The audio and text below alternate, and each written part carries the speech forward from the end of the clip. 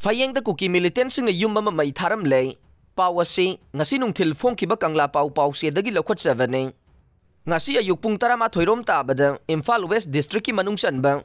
Fayeng Manggol Jaw sing taiden pokpi sing haidi ba mafam asida laiba yum may tharam lay may adu kanna batsang na bohona vada kuki khulai paiba sing leram gani sing na vadagi mafam adu tamna sangsin bangam khidre haire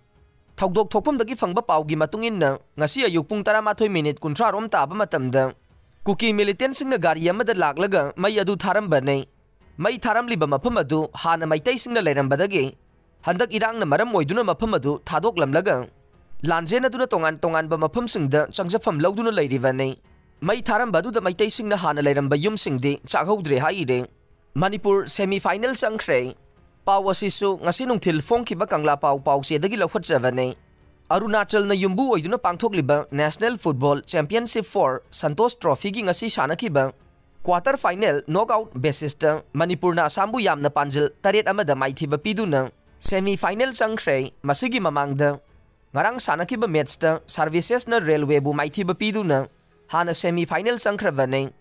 ngasi sanakiba match aduda Manipur gi star striker Sadanandana goal ahum thangna chanduna hat-trick fangkhe